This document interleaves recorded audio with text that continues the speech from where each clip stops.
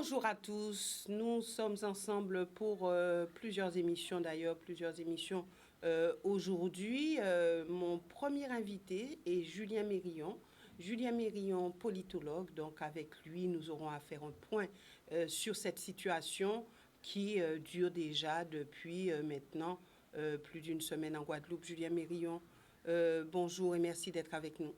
Bonjour à tous les téléspectateurs, bonjour à la Guadeloupe.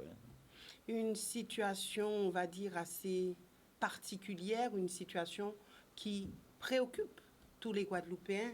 Et avant d'entrer en plein cœur de ce qui nous concerne aujourd'hui, afin de développer, d'analyser avec vous, j'aimerais repartir dans l'histoire, Julien Mérillon.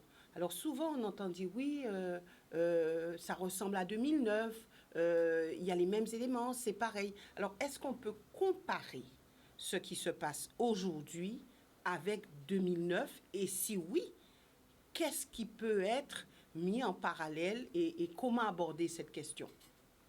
Bien, alors, moi je crois que les crises sociales qui peuvent se succéder ne sont jamais les mêmes, même si quelquefois elles partent de même terreau et elles partent de causes structurelles, et c'est peut-être là la ressemblance, des causes structurelles, autrement dit, qui sont liées à la Guadeloupe, à l'économie de la Guadeloupe, à l'histoire propre de la Guadeloupe, à la structure de notre pays. Tout cela fait que, bon, effectivement, il y a des constantes.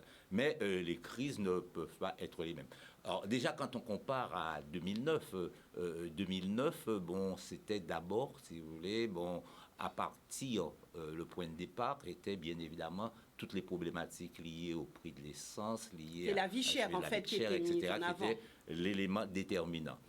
Cette année, on parle d'une autre dynamique qui est celle de la crise sanitaire, de l'opposition à l'obligation vaccinale, l'opposition au pass sanitaire, et vont bien évidemment se surajouter des éléments qui touchent à la jeunesse, qui touchent à la qualité de vie aussi, bien évidemment, qui donnent un contenu plus sociétal. Mais en réalité, ce que l'on retient aujourd'hui, autant en 2009, si vous voulez, l'idée principale, c'était, bon, il fallait permettre aux gens de vivre et notamment, il y a eu une focalisation à un moment donné sur les 200 €.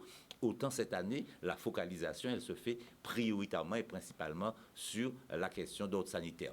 Alors, quand on regarde... Mais est-ce que justement, les 200 €, c'est vrai, mais est-ce que l'État n'a pas pris quelque peu les devants, puisque l'État dit 100 € pour tous les salaires en dessous de 2 000 €. Donc, est-ce que l'État n'a pas déjà un petit peu anticipé? Et est-ce que, Julien Mérillon, les 32 points sur la plateforme de revendication ne ressemblent pas en plusieurs points d'ailleurs à cette plateforme de revendication du LKP en 2009? Alors, c'est bien ce que je dis au départ. Je dis que, bon, il y a des causes qui sont structurelles, c'est-à-dire qui sont liées à l'organisation même de la société guadeloupéenne, qui sont liées à son économie, qui sont liées à ses problématiques sociales, qui sont liées à ses problématiques identitaires, qui sont liées à toute une série de questions qui sont propres à la société guadeloupéenne et qui n'ont pas évolué dans le fond entre 2009 et 2021. Donc ça, ces éléments-là, on les retrouve, et bien évidemment,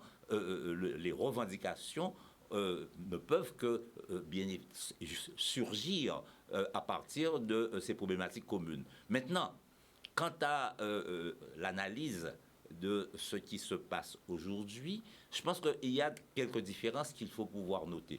Alors, les acteurs sont sensiblement les mêmes, mais avec quelques différences. Alors, le LKP, certes, mais ce n'est pas le même LKP que 2009, c'est vrai, même si les leaderships restent les mêmes. En face, bon, à l'époque, l'opposition directe première était celle du MEDEF avec Willy Angel. Aujourd'hui, c'est la CCI avec Patrick Vial-Collet. On avait un préfet, Nicolas Desforges, qui, à l'époque, bon, essayait de se démener comme il pouvait. Bon, il a changé.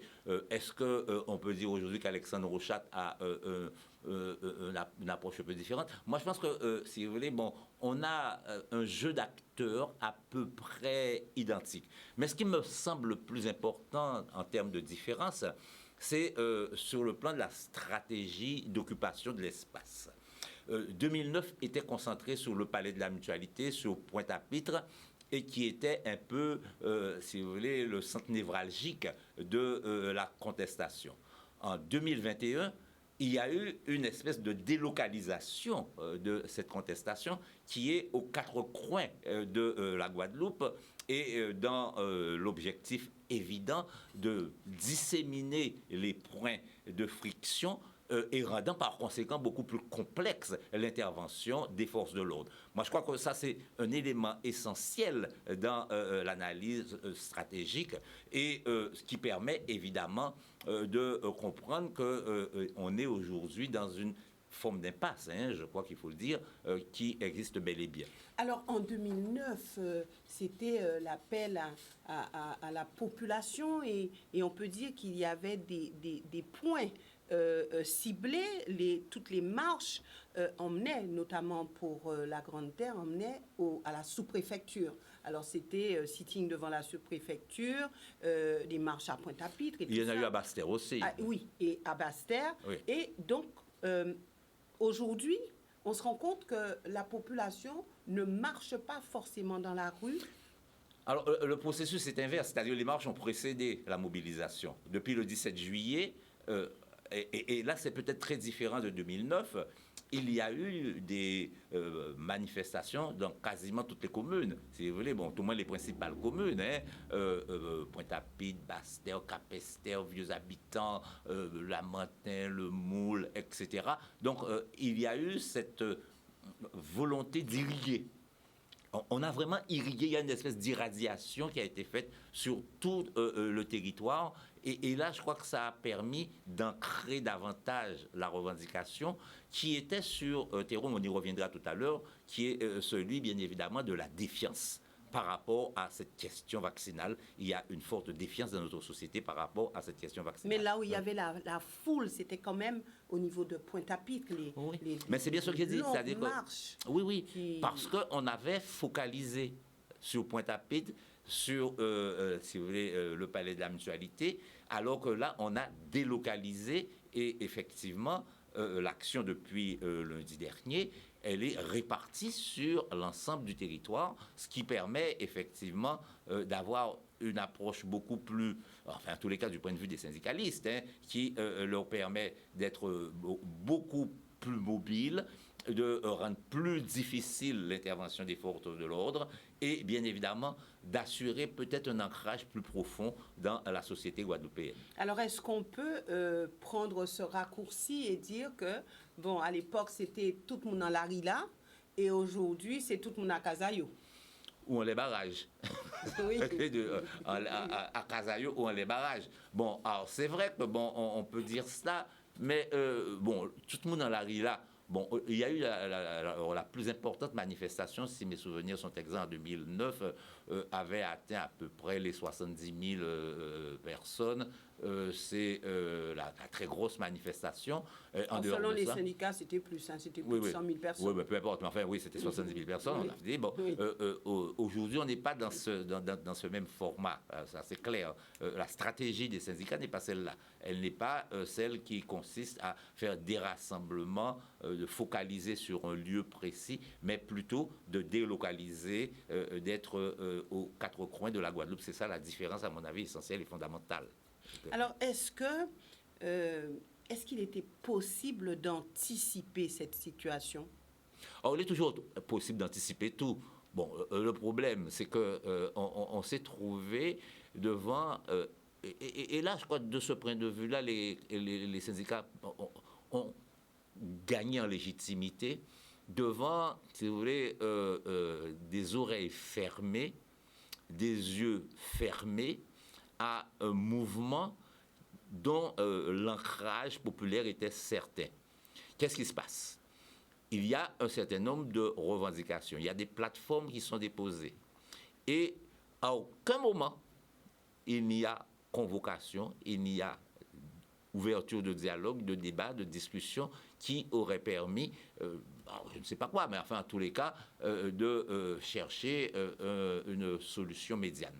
Et c'est ça qui donne la légitimité aujourd'hui le mouvement dans son ensemble parce qu'il estime qu'il y a eu une forme de mépris vis-à-vis de lui et que par voie de conséquence, si vous voulez, ne pouvant obtenir par le dialogue et le débat et la discussion un véritable échange et l'ouverture d'un vrai débat, il porte la problématique dans la rue et en créant incontestablement un rapport de force. On est aujourd'hui dans une logique qui est celle du rapport de force inéquitablement. Oui. Alors, il est toujours possible d'anticiper. Lorsqu'on écoute les syndicats, ils disent « nous avons marché, nous avons parlé, nous avons prévenu et nous n'avons pas été entendus. Donc, il faut passer à la vitesse supérieure. » Lorsque vous entendez « nous laisse marcher, nous laisse parler, nous qu'à mettre en place notre stratégie », ça, on l'a entendu aussi en 2009. C'est pas nouveau, ça. C'est pas la donc, ça revenait aussi en 2009. 2009, ça, on l'a entendu aussi à un moment donné. Oui, nous l'a smashé. À un moment donné, il faut mettre ça à d'autres niveaux pour commencer. Voici Moun qui a coûté nous petits brins. Alors, c'est autre niveau. C'est autre niveau. Alors, bien évidemment, je ne suis pas dans le secret des dieux pour vous dire jusqu'où ira l'autre niveau. Ce que j'observe aujourd'hui, c'est que l'objectif est clair en termes de rapport de force. Il s'agit de créer les conditions pour, dans une certaine mesure, obliger l'État ou les interlocuteurs, en tous les cas, qui auraient à prendre en charge cette affaire, à venir en discuter. Alors là, on touche un problème essentiel qui est fondamental. Le texte dont il est question est une loi. Alors oui, alors vous précédez quelques questions et merci de l'avoir dit puisque j'allais y arriver. Est-ce qu'on peut parler un petit peu de cet article 73 aujourd'hui dont on parle et où, effectivement, vous l'avez dit, c'est un texte de loi. Alors, quelles sont les marges de manœuvre? Et nous sommes dans le cadre de cet article 73. Est-ce qu'il y a une possibilité, puisque ce que les syndicats demandent, c'est l'annulation pure et simple de cette obligation vaccinale et de ce passe vaccinal. Est-ce que vous pouvez nous permettre de comprendre par rapport à l'article 73? L'article 73 de la Constitution du 4 octobre 1958 prévoit pour les départements d'outre-mer ce qu'on appelle une possibilité d'adaptation. J'insiste bien sur le terme, c'est l'adaptation législative. Ça veut dire que le texte reste le même, mais que pour permettre son application, on va prévoir toute une série de mesures particulières, spécifiques. Qui peut prendre ces adaptations? Ces adaptations peuvent être prises d'abord par le Parlement lui-même, et ça, au moment où il vote la loi, il peut par conséquent prévoir un certain nombre d'adaptations qui auraient pour conséquence de prévoir un régime spécifique pour les territoires d'outre-mer. Ça, c'est la première possibilité. Et depuis la réforme de 2003, il est possible que les organismes, les institutions locales puissent faire une demande d'adaptation, mais encore faudrait-il que celle-ci soit agréée par l'État qui leur donnerait la possibilité, dans des limites qui sont bien fixées, de pouvoir prévoir quelques mesures particulières. Donc, l'adaptation est entourée dans un... Je veux dire, à mon avis, dans un contexte et dans des normes qui sont extrêmement précises et qui, par voie de conséquence, auraient dû être prévues dès l'amont, autrement dit, au moment où la loi était votée. À partir du moment où la loi avait été votée, il est très difficile de concevoir qu'il puisse exister une adaptation quelle qu'elle soit. Ceci dit, ce qu'une loi fait, une loi peut le défaire à tout moment.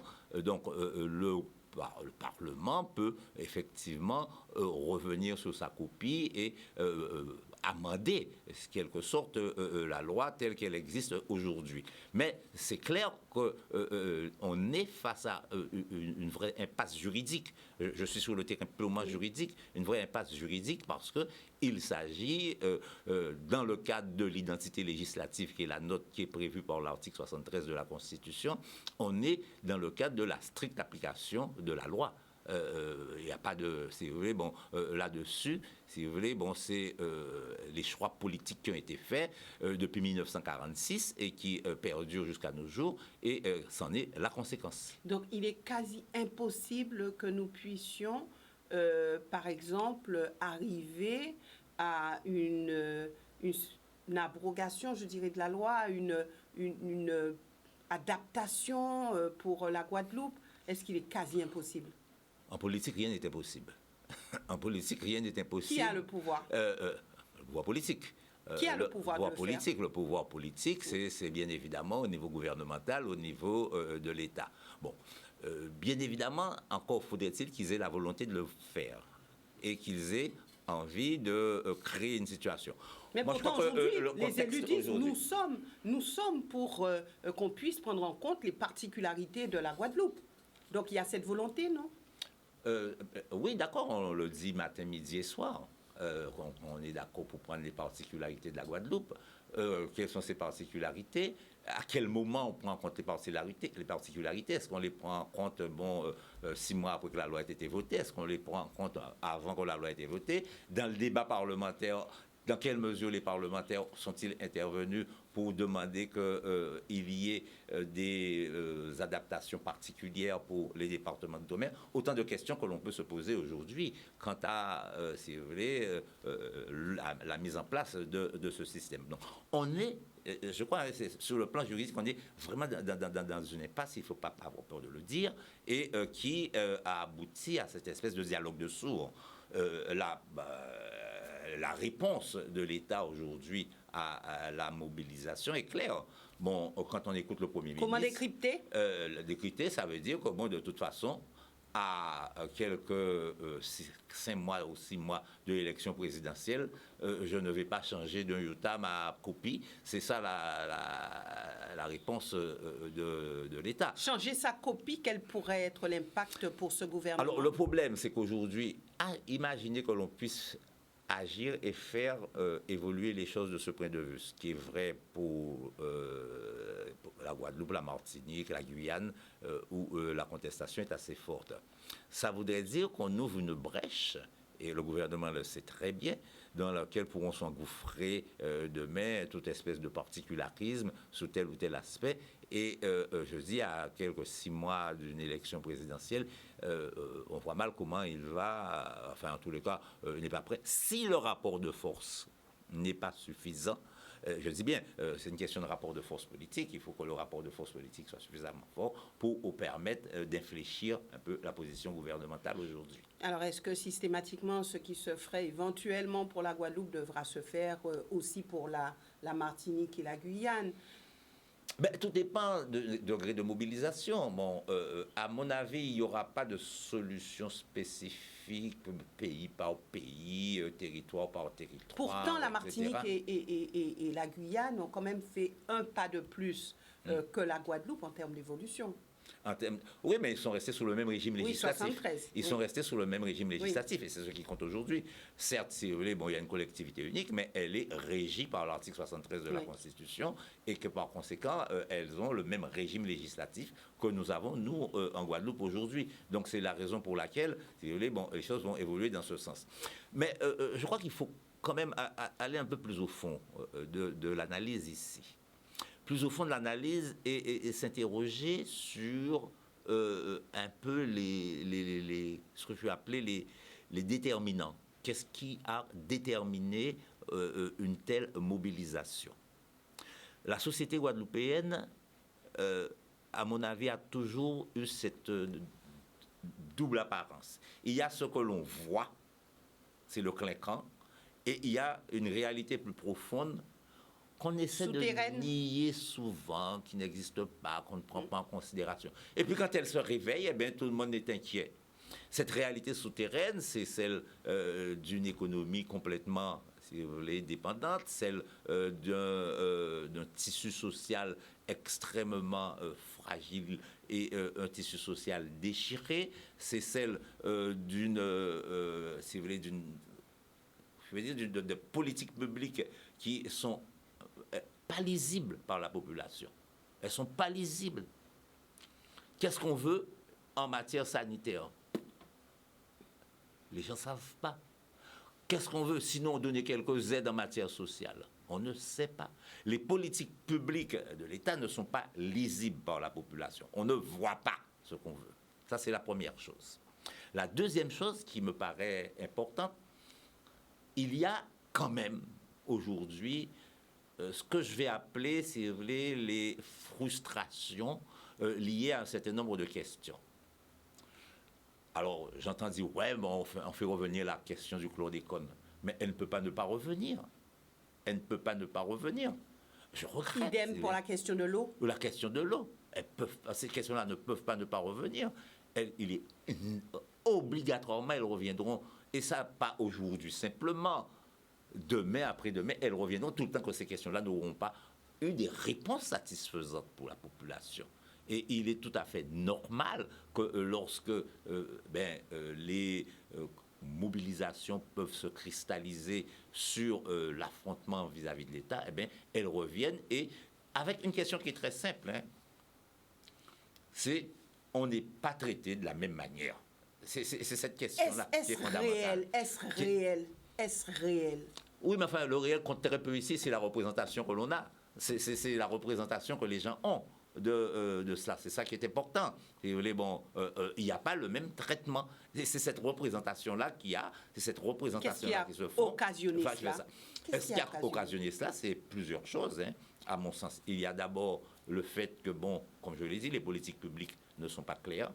Et deuxièmement, il y a un certain nombre de scandales qui sont quand même suffisamment importants, qui ne trouvent pas de solution et qui sont des scandales, j'ai presque envie de dire, coloniaux. C'est-à-dire que bon, des scandales qui ne sont possibles que dans l'économie. Ce qui se passe pour le chlordécone, ce qui se passe, si vous voulez, aujourd'hui pour l'eau, c'est des choses que l'on ne peut pas voir, si vous voulez, dans des pays qui ont atteint un certain degré de développement. Donc, il y a tout cela. Et puis, il y a cette rupture de confiance. Moi, je crois que bon, il faut bien comprendre aujourd'hui que la société guadeloupéenne, et ça, j'ai déjà eu l'occasion de le dire plus d'une fois, est une société qui vit sur la défiance. Il n'y a aucune confiance. Il n'y a pas de confiance vis-à-vis de l'État, puisqu'on sent que l'État alors, c'est un jeu bizarre hein, avec l'État. En même temps, il n'y a pas confiance avec l'État, mais en même temps, on ne veut pas s'en séparer. En même temps, si vous voulez, bon, l'État est la ressource dépendance. C'est-à-dire qu'on bon, a besoin de cette ressource-là de la dépendance que l'État fournit, mais on veut en exiger davantage. Et après, il y a un problème de confiance. Il y a un problème de confiance dans la classe politique. Alors ça, les dernières élections l'ont montré. Hein. Bon, c'est clair, c'est net. Cette rupture de confiance, elle est patentée et qui tient à la situation de notre région. C'est-à-dire que les élus, quelquefois, je les plains. Je leur dis, bon, mais on les accuse de choses bon, mais dans lesquelles ils n'ont aucun pouvoir, les malheureux. Alors, justement, quelle est la marge de manœuvre de l'État et quelle est la marge de manœuvre de nos élus? Qui peut faire quoi? Comment ça peut s'organiser sur le territoire? Il y a deux choses à voir. C'est le contexte, c'est le cadre juridique actuel. Le cadre juridique actuel fait que, bon, la politique sanitaire, toute une série de questions qui touchent à la formation et à l'éducation, relève fondamentalement de l'État. Ça, c'est l'État. Bon. Maintenant, il y a ce qui relève des collectivités. Il y a ce qui relève des collectivités avec des moyens que l'on connaît, qui sont bien évidemment tout ce qui est l'urbanisme, développement économique, etc. Mais encadrés par l'État. Les collectivités ne peuvent pas faire tout ce qu'elles veulent. Et tout ceci fait qu'on a, si vous voulez, bon, une espèce de dispersion. Il y a une dispersion des compétences. On ne comprend pas très bien qui fait quoi, comment ça va, etc. Et tout cela renforce l'insécurité, on peut dire, du citoyen par rapport à la gouvernance du pays. Il y a une véritable insécurité des citoyens par rapport à la gouvernance du pays. Les gens ne comprennent pas comment ils sont dirigés, qui les dirige, où on les mène pas. Et ça, c'est un élément fondamental et essentiel à comprendre. Alors, face à cela, on aurait pu s'attendre à ce qu'il y ait une véritable mobilisation des citoyens qui s'organiseraient sur toutes les questions. Je prends un cas. Le chlordécone, la mobilisation citoyenne, elle est faible. Elle est faible en termes de mobilisation citoyenne. Que les gens ne se sentent pas concernés par cela? Oui, mais ils l'évoquent, matin, midi et soir. La mobilisation citoyenne est faible. Sur l'eau, elle est un peu plus forte, mais elle n'est pas forte. Donc, on a un problème autour de ces questions de comment garantir, comment faire en sorte. Et ça, c'est la responsabilité des Guadeloupéens. Ce n'est pas la responsabilité ni de l'État, ni des élus, etc. Comment faire en sorte que, on se mette ensemble, qu'on aille poser les problèmes et surtout qu'on se prenne en charge sur un certain nombre de domaines. Qui voilà. Les Guadeloupéens se prennent en charge. En quoi faisant? Ils se prennent en charge dans tous les domaines. Est-ce qu'il faut systématiquement attendre? Je prends un exemple très simple. Dans la crise sanitaire, si on s'était mis en place très tôt avec un certain nombre de structures pour créer suffisamment, si vous voulez, de trucs de contrôle, des espaces de contrôle, des espaces d'information, on n'en serait pas là. C'est à la charge des élus, cela? À la charge des élus, mais si les élus sont défaillants, on s'en charge. Comme je dis souvent, si vous voulez, il ne faut pas rester enfermé dans des structures juridiques, dans des statuts, des choses de ce type. Il faut avoir cette capacité d'œuvrer par soi-même et pour soi-même. Et c'est peut-être là où nous avons une défaillance. Est-ce qu'il ne manque pas un leader ou est-ce qu'il ne manque pas des personnes de bonne volonté pour essayer de mettre tout cela en phase, en musique et puis mettre des actions derrière? Parce qu'il y a beaucoup d'idées, il y a beaucoup de paroles, il y a des gens qui disent oui, mais il y a des initiatives qu'on peut mettre en place. Mais après, dans l'action, on se rend compte qu'il n'y a rien. Je ne dirais pas qu'il n'y a rien. Je ne dirais pas qu'il n'y a rien. Ce serait il y a très peu. Voilà. C'est-à-dire que on ne va pas jusqu'au bout de ce que l'on est en mesure de faire, d'accomplir. Est-ce qu'on sait ce qu'on peut faire? Est-ce qu'on sait? Est-ce qu'on a identifié ce qu'on peut faire? Certainement, il faut le faire. Certainement, il faut se lancer. Bon, maintenant, aujourd'hui, le problème, ce n'est pas de refaire la Guadeloupe telle qu'elle. C'est à partir du constat que nous faisons de cette réalité qui est celle de la crise. Et je crois qu'il faut bien comprendre, on est en crise. Crise, qu'est-ce que ça veut dire? Crise ou guerre? Crise. Oh, guerre. Alors on entend, c'est ce qu'on entend, nous sommes en guerre. De partout, on entend, nous sommes en guerre. D'accord. Enfin, Macron aussi était en guerre en mars 2020. Donc, non, il faut arrêter. C'est une crise. La crise, c'est quoi? En réalité, c'est le dysfonctionnement, c'est l'incapacité du système de fonctionner normalement. C'est des ruptures au niveau social, rupture au niveau économique, rupture au niveau environnemental ou autre. Et on est en crise. Ça, je crois que c'est la crise aujourd'hui. Et la première préoccupation, c'est celle de la sortie de crise. Alors, comment sortir de la crise? Exactement, et sortir vers le haut, puisque c'est ce que tout le monde attend. En tous les cas, sortir sans humiliation.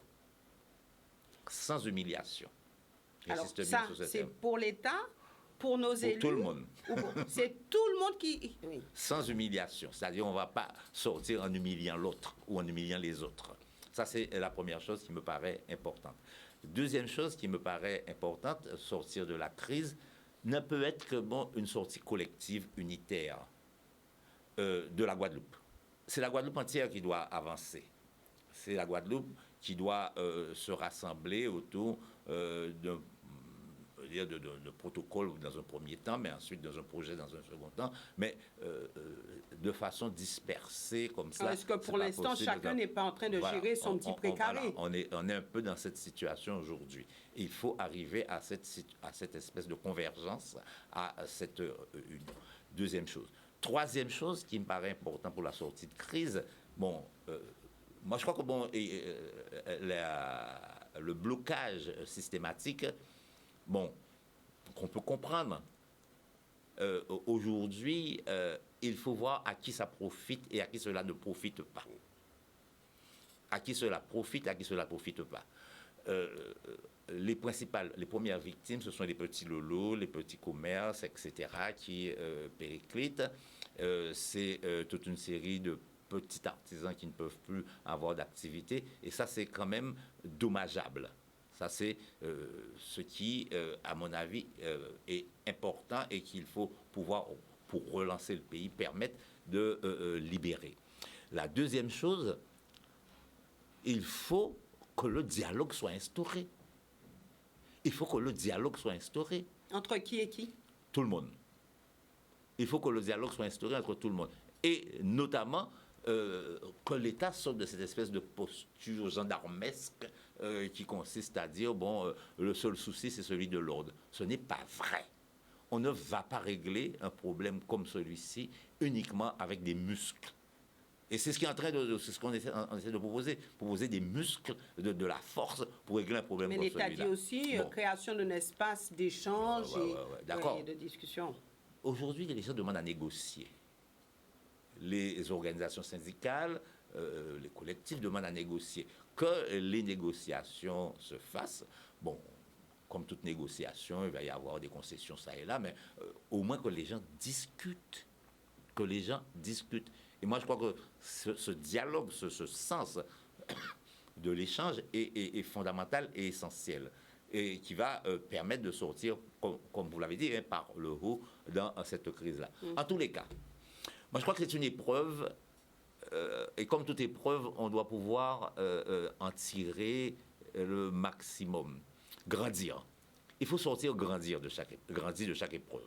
Sortir grandi d'une épreuve. Quand on a été meurtri, est-ce qu'on peut sortir grandi? Oui. Mais quand on est comme meurtri, si c'est les meurtrissures, si vous voulez, bon, à un moment donné, les blessures. C'était les blessures. Ben, à partir du moment où, si vous voulez, bon, on commence à dialoguer, à discuter, à échanger, à avoir, si vous voulez, bon, des objectifs communs, oui, ça peut se guérir. Je ne pense pas qu'on est irrémédiablement dans une situation où on n'est pas, si vous voulez, dans ce que je vois dans un certain nombre de pays. Aujourd'hui, on n'est pas là encore arrivé à des situations de rivalité tribale. Mais pour l'heure, est-ce que ce n'est pas la peur qui règne? Il y a une part de peur, c'est vrai. Il y a la peur. Il y a la peur d'une partie de la population, c'est indéniable, mais qu'on va retrouver dans cette situation de crise, qu'il faut comprendre. Quand, par exemple, comme ce fut le cas pendant 2 jours à Pointe-à-Pitre, bon, vous entendez des coups de feu pendant la nuit, vous ne pouvez pas ne pas avoir peur. Quand sur un barrage, bon, on a, si vous voulez, des fois, quelquefois, des attitudes assez agressives, bon, on a peur. La peur, elle existe et elle est de partout. Bon, vous ne croyez pas que, bon, aussi, bon, des gens qui sont sous les barrages n'ont pas, quelque part, aussi un peu une crainte pour eux, pour leur vie, pour leur existence, etc. Tout le monde a ce sentiment de crainte. Et il faut précisément être en mesure d'apaiser tout cela. Et moi, j'en appelle effectivement à la bonne volonté de tous. Bon, bien sûr, avec la petite voix qui est la mienne, je ne peux que formuler des vœux et des souhaits. Mais je crois qu'aujourd'hui, il faut évoluer dans ce sens, avec au cœur, je dis du tout, c'est le dialogue, l'échange, la rencontre.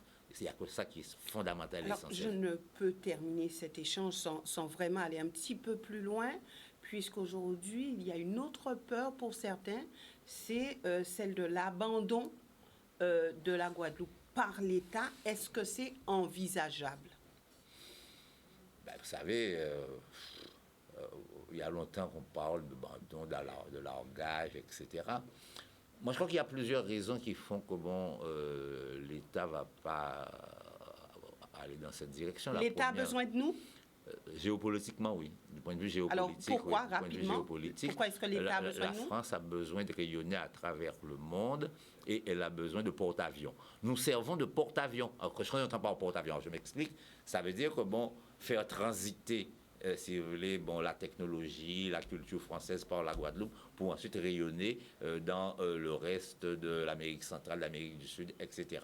Donc, cette fonction de Donc, nous sommes en porte-avions, sécurité par rapport au fait que l'État ne nous abandonnera pas, c'est ça? Je n'ai pas dit ça. Je n'ai pas dit qu'on Oui, est en c'est sécurité une par question. rapport à ce que l'État... Mais je dis, moi, je ne pense pas aujourd'hui, si l'État voulait abandonner, larguer, il l'aurait déjà fait. Mais je ne pense pas que ça soit l'objectif. Par contre, ce dont je suis quasiment sûr, l'État ne va pas dépenser pour ses possessions ultramarines autant qu'il le faisait auparavant. Ça, c'est clair. Pourquoi? D'abord parce que, un, il n'en a pas les moyens. Deux, parce que dans sa politique aujourd'hui, c'est que chaque territoire doit être capable lui-même de se procurer une partie de ses moyens d'existence et doit se donner les moyens de se prendre en charge en partie. Alors, l'État a besoin de nous pour ça, hein, c'est une situation géopolitique, on va dire ça. Et est-ce que nous avons besoin de l'État et plus que l'État n'a besoin de nous? Alors, ça dépend de quel nous. C'est vrai que Je parle de la Guadeloupe et des Guadeloupéens. C'est vrai que l'État, la situation de dépendance dans laquelle se trouve la Guadeloupe fait que, évidemment, toute rupture avec l'État est catastrophique du jour au lendemain. Je crois qu'il faut être clair. Toute rupture avec l'État est catastrophique du jour au lendemain. Ça, c'est inévitable. Maintenant, on a connu cette situation entre 1940 et 1946, c'est-à-dire au moment où ce qu'on appelait le temps serein, au moment où les bateaux ne pouvaient arriver à cause du blocus mis par les Allemands. Et donc, la Guadeloupe a survécu, elle a mis en place des stratégies de résistance. J'en vois d'ailleurs à tout ce qui a pu être écrit sur cette question, notamment par Eliane Sampère. Donc, non, on a su faire face, ça a existé. Mais c'est vrai, c'est une économie de guerre. Ce n'est pas une économie de développement. C'est-à-dire que quand on est dans ces situations-là, c'est vraiment ce que j'appelle l'économie de guerre, où on pallie au plus pressé. Donc, est-ce qu'on a besoin de l'État? Moi, je ne pose pas le problème en ces termes-là. Oui, je dis simplement qu'on est dans une situation de dépendance telle que toute rupture brutale entraînera nécessairement une situation assez catastrophique sur place. Ça c'est inévitable, c'est indéniable. Ça, c'est ce qui me paraît aujourd'hui évident quand on regarde de la situation. 80% pratiquement, si vous voulez, du produit intérieur brut, vient de Est-ce que ça veut dire que nous l'État. sommes en situation de faiblesse vis-à-vis de l'État? En tous les cas, on est en situation de dépendance. Julien Mérillon, malheureusement, parce qu'il y a encore beaucoup de questions et j'espère que j'aurai l'occasion de vous revoir dans pas trop longtemps, puisqu'il y a d'autres sujets, d'autres questions que nous aurons à développer. En tout cas, merci d'être venu sur ce plateau, puisque la population demandait à comprendre, à entendre la voix des politologues, de ceux qu'ils appellent intellectuels aussi, et tout ça. Donc, merci d'être venu. Et puis, vous avez quand même... Une petite annonce. Une petite annonce oui. que ça ne doit pas nous faire oublier quelques problèmes essentiels. Et samedi, le CAGI, le CORECA et la ville de Pointe-à-Pitre, nous organisons une conférence en ligne sur les résultats de la COP26 et notamment le bilan pour les petits territoires insulaires. Alors là, on est sur le long terme déjà. Là. Ce sont de vraies questions. Oui. Et là, j'invite un peu tout le monde à se brancher sur le Facebook Live du CORECA parce que ce sont des jeunes Guadeloupéennes, des jeunes à notre élite guadeloupéenne. Il y en a une qui travaille au PNUD, au programme des Nations Unies pour le développement, l'autre qui travaille pour une structure en Europe et qui étaient présentes à Glasgow et qui viendront donc nous donner ce compte-rendu. Et je pense que c'est particulièrement intéressant que nous puissions nous informer, Alors, notamment sur les menaces qui existent réellement pour nos territoires dans les 20-30 prochaines années, si un certain nombre de mesures ne sont pas prises pour réduire les effets du réchauffement climatique à 1,5. Alors, on peut y assister, on peut participer aussi, on peut poser des questions. Oui, on pourra poser des questions sur le Facebook Live. Alors, ça fonctionne de la façon suivante, c'est-à-dire que ces deux intervenantes vont présenter bien évidemment le résultat de leur participation, ce qu'elles ont pu ressentir, et surtout ce qui en est ressorti à partir notamment de l'intervention de l'Alliance. Il y a une alliance qui existe pour les territoires insulaires qui travaillent au niveau de l'ONU, et elles vont nous donner donc ce qui va en être ressorti. Donc ça va être présenté. Ensuite, on va avoir un jury d'étudiants qui va poser toute une série de questions. Et maintenant, ça va être ouvert au public par des questions qui pourront être posées sur le Facebook Live.